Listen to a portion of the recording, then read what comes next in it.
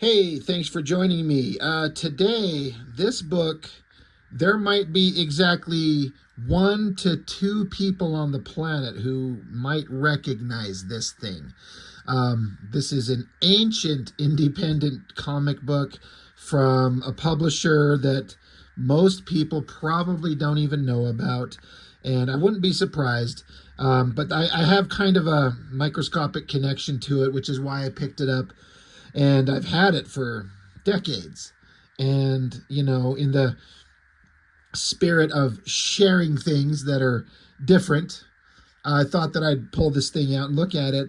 It's interesting looking at it, so far removed from when I first was aware of it to now. When this come out, I was 18, maybe 19 years old, and here I am only a couple of months away from 49. So it's kind of an interesting thing. White Orchid, all new 6-part limited series, Alone Against an Empire of Evil, Atlantis Comics. So I see this Atlantis Comics thing, and what I'm reminded of is years ago when I was in 11th grade. So a couple of my buddies that I had relocated with my family. We moved up from southern Utah to northern Utah, and I started an entirely new high school, which, the stereotypical kind of, feeling on that is like starting a new school. It's scary and you don't have any friends, and that's all 100% true. But in my case, I kind of hated the school I went to in southern Utah, and I started out at a new place. It's just kind of neutral, and I got the opportunity to make some friends, most of which, 2 of them, which specifically I am friends to this day.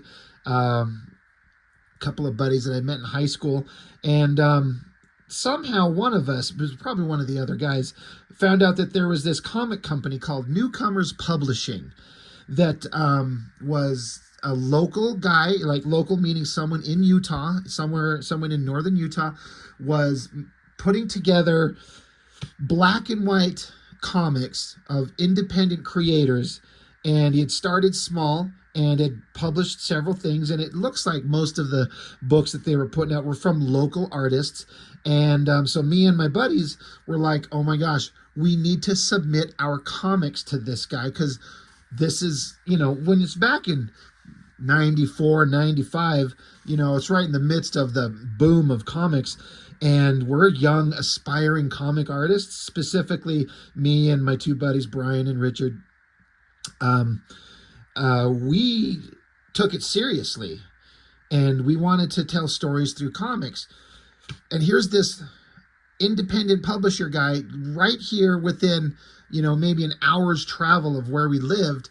We just had to submit our stuff. And so, long story short, too late. We submitted our stuff. My buddy Brian, he got his stuff published.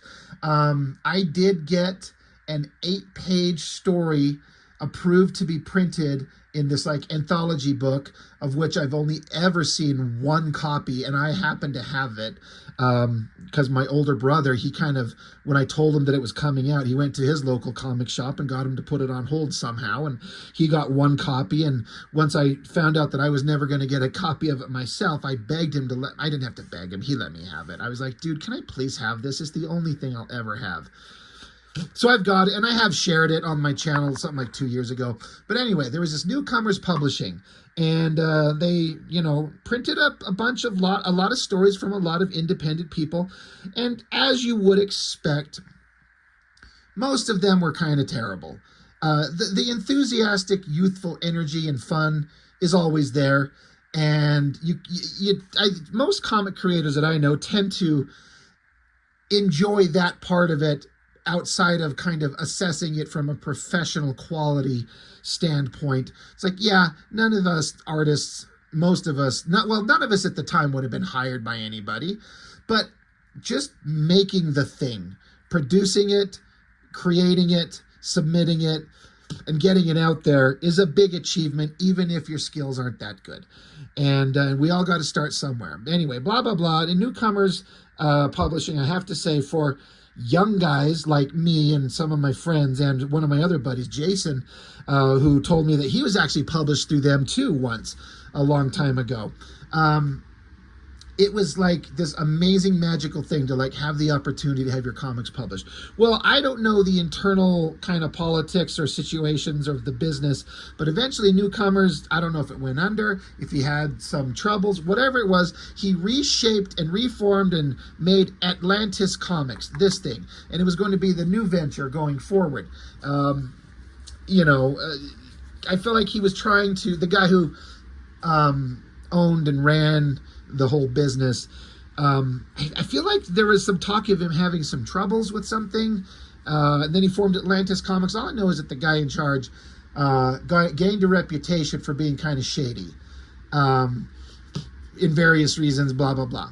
But this, to my remembrance from his Atlantis Comics, was like the premier book, the main one. They got the best artist I feel like they had available to them and created a fairly cliche, standard warrior babe action comic. So we're going to look at this. Now, this is black and white. You know, you got color, cover, front and back. I actually kind of curious where he got these printed up back in 1996. Like, where would you even go to get comics printed up? So the White Orchid, I have to say, starting out, like, the name's kind of cliche, but you know, you could kind of look past that pretty easy. But just girl with technological arm things and rib things and thigh things and a belt and a sword and a staff and tits hanging out. It's like I'm instantly like this. I don't remember what I thought as a kid exactly. I know some of the thoughts I was having, but you know, looking at it now, I'm like, oh, this is going to be terrible because it's just so cliche. It's so like this is just warrior babe cliche stuff, unless the writer is just some magical kind of, you know, burgeoning Alan Moore, which he is not. It's just kind of, oh God, what is this going to be like? And I remember as a kid, because again, this is 96, so I'm in the realm somewhere 18 or 19 at the time. If I'm being completely honest, I remember looking at this and feeling, I wouldn't have acknowledged at the time that I was feeling kind of jealous because I felt like I could do better. And I absolutely could not. At that time, I could not draw better than this guy. So the art, the pencils are by a gentleman named Mike Borkowski. I had never seen this guy's name before, nor have I ever seen it since, but I did do a little bit of internet searching, and I think I found the dude. He's got an internet page, an Instagram page, and looks like if it's the same guy, he's gone on to be an animator working on some very big animated properties, like big time stuff. And his art looks pretty damn fantastic. So I like seeing that this artist, who was, again, looking at this fresh now with eyes, you know, decades later, he's obviously pretty damn talented. I don't know how old he is, so I don't know how old he was when he was making this, but he obviously had a lot of talent, and it's nice to see that he's gone on to make a career for himself. But at the time, 18-year-old me, because I wanted to be drawing awesome comics and getting published, and so I remember feeling what I now understand is like a little bit of jealousy, like, ugh, I could do better than this. No, I could not. My ego was definitely getting a hold of me because I was so anxious and determined to become a comic book artist, and here's this guy doing it. And so you'll see that there's some youthful kind of artistic, I don't want to say errors, but like a guy who's doesn't quite have a grasp on it the way a seasoned professional would be. But that sounds stupid even wording it that way, because everyone starts out. We all have to learn. But again, as I look at this fresh, I'm like, this guy definitely had some skills. He was really putting everything in there, and you can see that he's going to become a good artist. Again, his art doesn't look like this much anymore, but it's interesting to see the youthful energy going on in these things. Inks by a Chris Bowker. I don't know who that is. Letters are a Gary Erickson. Colors on the cover are Mike Attier. But script is this James Watson. This is the guy who ran the Newcomers Publishing, and he's the owner of this Atlantis Comics. And last that I've seen, he runs this comic book series, Donna Danger, I think. It's all about this girl who's constantly captured by criminal thugs, and she's put into bondage, like tied up, gagged, and it's like sexual fetish shit, and it's kind of gross. So it actually makes me laugh. Like, the only thing that this guy, and this James Watson guy developed a reputation for being kind of a shady jerk off. So it feels like he wanted to make comics, couldn't make it happen. So he goes into like the shady, like sex kink bullshit, bondage bullshit comic world, barely keeping his head up, trying to make comics. Anyway, all that aside, Chapter 1, the starting point, in the troubled world of Donna Bowen. So the girl on the cover. Revenge has only one face. Antonio Malucci, the gangster that murdered her parents when she was a child. For years she has been training in every known method of combat, preparing her for the ultimate mission, the complete destruction of the Malucci's criminal empire. But without the mature hands of her mentor, FBI agent Tony Manero, and close friend Shade Jones, will her quest for vengeance destroy her as well. So it's... I've said this actually very recently. I think it's kind of not a good idea where you have to put a pile of text at the beginning of your book to get you started. Fuck all that noise. Tell us this in the story. That's not a good idea. But you get a guy, starts out city shot. Again, pretty decently done perspective building shots. And you get a guy here flexing, holding a gun. I feel like this guy was inspired by Bart Sears. I see some Bart Sears type anatomical stuff going on here. And that's not bad. I mean, at the time, again, young me was like, oh, look, he's just trying to be Bart Sears. Try harder, dude. I was such a dumbass kid. But he says, they're coming for you, Donna. I can feel it. Tonight will be your last night of training. After this, you're on your own. And I only pray you're ready for what lies ahead. So, all right, we're setting up. And then we just jump to splash page of the girl. Again, there's little like artsy things. If I was to nitpick this and take it apart, trying to judge it against like Mark Silvestri, like I always do, because that's my favorite artist, or any of my favorite artists, you could like, oh, this guy's got a long way to go. But again, I don't know how old he was, but looking at it now, putting this girl in an environment feels in reasonably like proper perspective, details of books on the wall, the bed, a newspaper with some information on it to tell you what's going on. You got flowers. Her proportions are pretty decent. So I'm like, again, looking at it as an older guy now, I can see like this guy knew what he was doing. And you can see that he's going to become a significantly better artist. Having reread it, sort of, again, this is a hard read because there's nothing story-wise going on that's interesting.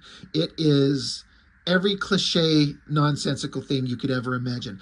The problem is that if you're going to do something like this, it's been done a million times. Hot, young, bad girl with blade weapons on a vengeance run.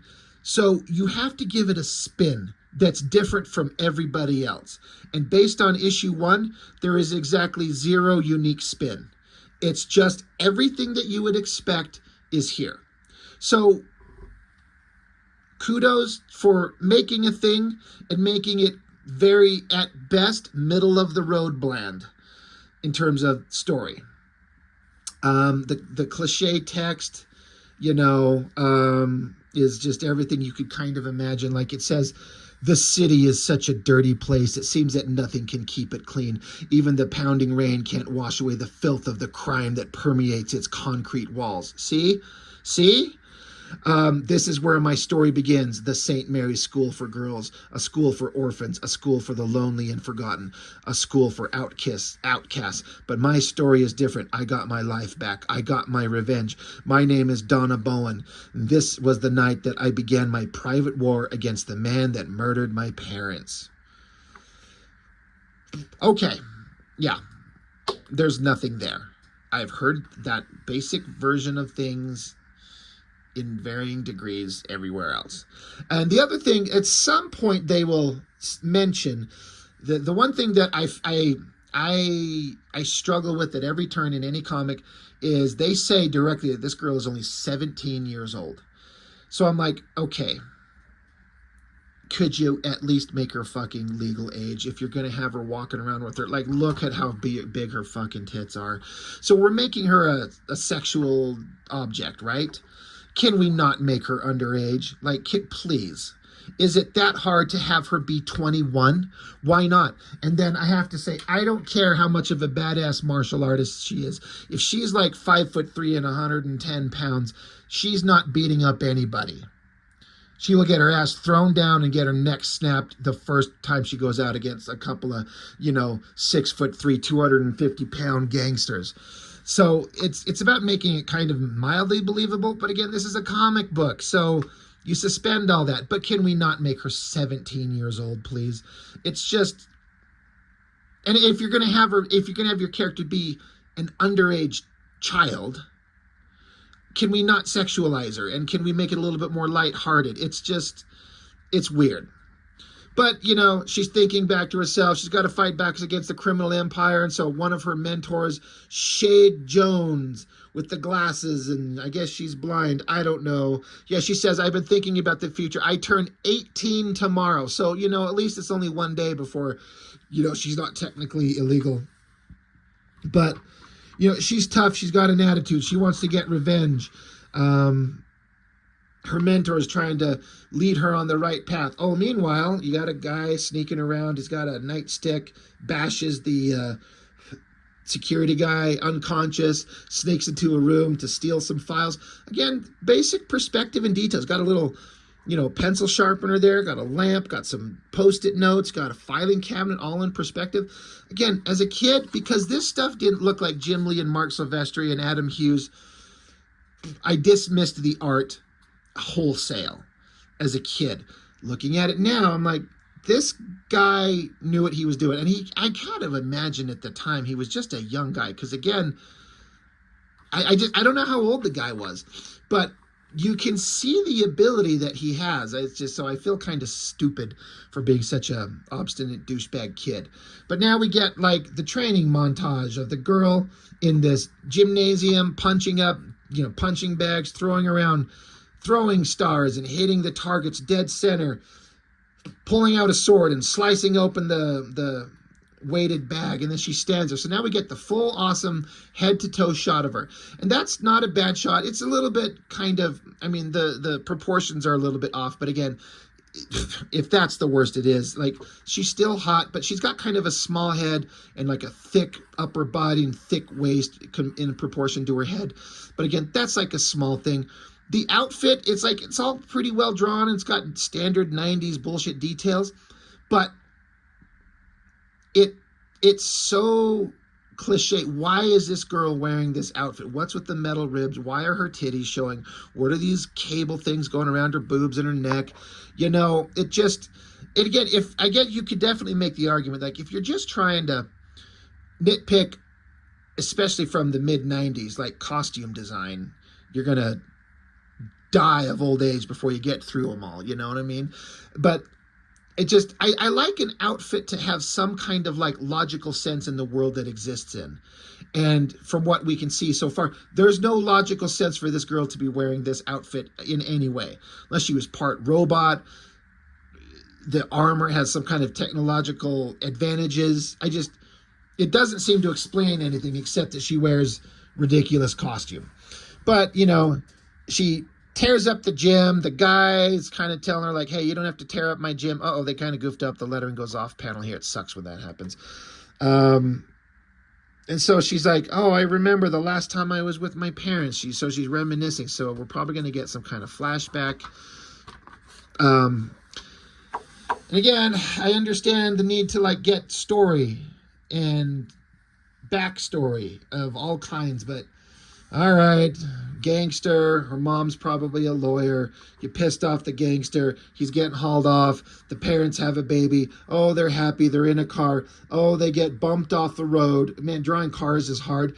Those cars, I mean, they're kind of okay, but they kind of suck. But holy shit, drawing cars is hard. Like, ugh, tough. They get ran off the road. Husband, wife, kid trying to get away. Obviously, the kid is Donna. And now she's crying. Ooh, eyes are kind of mismatched there. She says, I was terrified. I had no idea who these men were or what they were doing. Laughing, they tied me to a nearby tree and killed my beloved parents before my disbelieving eyes. And the guy's like, dude, I've heard this before. You don't have to tell me. He's like, no, it helps me to remember my anger. They killed my parents before my eyes. So then they got the kid tied up to a tree. Jesus Christ. They're like, should we kill the brat? And the guy's like, I wasn't hired by Malucci to kill any kids. Besides, what harm could she do? Oh, look, I appreciate the fact that the writer had the nice sense to not have some gangsters murder a fucking child, but some real shit, they would have killed the kid. Like real world gangster shit, they would definitely execute the kid. And they're like, yeah, remember, you're lucky to get away. That's a gift from your big brother Malucci. So remember that. So they let her go. All right, so now we got the backstory, and hey, awesome. But let's continue our training. Get out your bow staffs because you got some wicked sweet bow staff skills, and let's do some training. Because badass warrior always has to do training. So, a bunch of pages of fighting and action. And, panel layouts are kind of interesting with the, odd-shaped things. It's all pretty good stuff. And she's talking about, she's been thinking about what she wants her, like, awesome comic book superhero name to be. I've been thinking of a name, the White Orchid, named after the flower of passion, the flower of death. The guy's like, the White Orchid, a flower, they'll see through that. They'll know that you're just a girl. So the girl, she, flips him up and around and gets him down on the ground. Again, I struggle with the idea that any 17-year-old girl is going to outmaneuver and outpower a big dude. But again, it's a comic book and she's a badass. She's got him on the ground. She's awesome. She's a badass. She helps him to her feet. All right, blah, blah, blah, blah, blah, blah, blah, blah. We're going to do some more stuff. Oh my God. Hey, we know where the mob boss guy is. We're going to find him. We need to get going. And then the guy, the artist, gets to do a giant double-page spread of the mob boss surrounded by a bunch of bikini-clad gold-digging whores. Sorry. I mean, I'm sure they're very, very nice girls. Ass shot, ass shot, ass shot, ass shot, ass shot. Essentially an ass shot. This is an artist after my own taste. Thank you, Mr. Mike. I guess it's not a double-page spread. Sorry. Just at a glance, fucking hell, it looks like it could 100% be a double-page spread. I mean, the ground basically connects to the background there, and sorry, at a glance, I just assumed that was a double-page spread, which works, but it's not. It's one panel there, and then another shot, big, full perspective, building there. Surrounded by hot girls, whatever. The mob boss is talking some mob boss shit. It's not interesting, I promise you. And now we're getting into characters yelling at each other in an office room. Standing, talking, yelling, screaming. Drama. Let's get the girl out here, get in a fight, and get her clothes ripped off and get her titties wagged. Oh, wait, no, she's underage. We don't do that shit. So the girl's going to take off, and she's going to go on her mission, and, Shade Jones is telling her, God will be watching over you, and so, to an airplane. So she rode in a cab in her ridiculous, like, little 90s era bullshit costume thing. Like, look, oh, she's so goofy. Look at the cute little look on her face. She rode in a cab that's like a fucking 57 Chevy. Really? Again, I'm not mocking the artist. The artist is doing a good job. I don't know if the script probably told him, put her in a cab, it's a 57 Chevy, or the artist was just like, I just want to draw a wicked sweet old school car, which I do get. And anything that I'm mocking, it's the story, it's not the artist. I just want to make sure I make that clear. But again, having her just show up like to go get on a plane, you think the cab driver would be like, what the fuck are you wearing? Oh, goddamn, there's some mob guys here with the tiniest little guns I've ever seen. Hands in the air, and oh shit, you know what?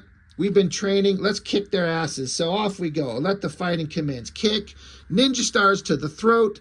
Bad guys come around, I guess, the front of the plane and unload with the machine guns. And of course, she's a badass, so she ducks out of the way, and we get the big, awesome, full figure, sexy shot.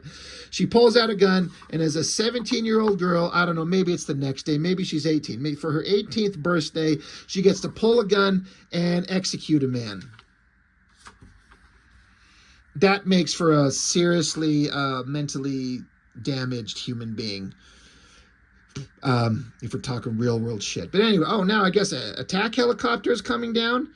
So blah, blah, blah. He's like, hey, I'm going to run. You got to get out of here. You get on the plane. I'm going to run from the helicopter. So the fucking attack helicopter is just unloading on the guy and missing. So our heroic trainer guy, he's got a flying frisbee bomb, and he throws it like a bad motherfucker, just hucks it in the air, blows up the helicopter, but the wreckage crashes down on the guy, so presumably the guy's dead, explodes. Donna, poor girl, she's on the plane, it's taking off, and she's like, oh God, my mentor, my trainer, he's dead. That explosion, she says, there's no way Tony could have gotten out alive. Now I'm truly alone, and Donna Bowen has ceased to exist. Only the White Orchid remains, to be continued in the White Orchid #2. So look, thank you, artist Mike Borkowski. You put every bit of heart and soul into that. Well done. I wish I knew how old he was. I guess I could message him on his Instagram page and ask him, but I don't know. It's kind of weird to just randomly show up in somebody's DMs and be like, hey, baby, what's up? But I appreciate the skill and the effort that went into the art way more than I did as a dumbass kid. Story-wise, no, this thing sucks. There's nothing unique there. You know, like I said, whenever you're going to do some kind of spin on a cliche trope of comics, you have to give it what is the unique thing that makes it stand out. You know, come up with something. But one issue in, you know, now I could hear a creator saying, well, you'll find out what the spin is in issue 4 or 5 or right in issue 6. I'm like, no, fuck that. You need to let me know now, because guess what? You gave me such cliche nonsense, I will never pick up another book. You get one shot to wow me, and I think this goes for most anybody. You get one shot. If I'll pick up a book, I'll read one issue of your comic, and if you don't grab me by the nuts and drag me through the hallway screaming, I'm not interested to pick up issue 2. Like, do something that I'll remember. I want to feel that shit deep inside. And if it's just cliche, boring stuff, like, no, I got other people who will grab me by the nuts and drag me down the hallway. You know, I've got limited time, and you don't have my attention. You didn't try from a story perspective. So, you know, this is just kind of my opinion on comics and storytelling. Issue 1, throw everything in there. Like, again, you got to pace it out and tell your story. I 100% understand. But you got to throw in the cool shit in issue 1. The best art and the craziest story elements and everything in this thing is just shit you've seen 1,000 times before. So anyway, Atlantis Comics, the White Orchid, you know, whatever. Good props to the artist. He gave it his all, and I'd actually really like to, I might actually try to hit him up and just kind of ask him about it and see what he thinks. It'd be really embarrassing if I put out this video and then he's like, I thought the story was amazing. I had a hand in crafting the story. And I'd be like, oh, don't watch the video I made on it, please. Anyway, that's all I got. The White Orchid. Thanks for joining me. I'll see you next time.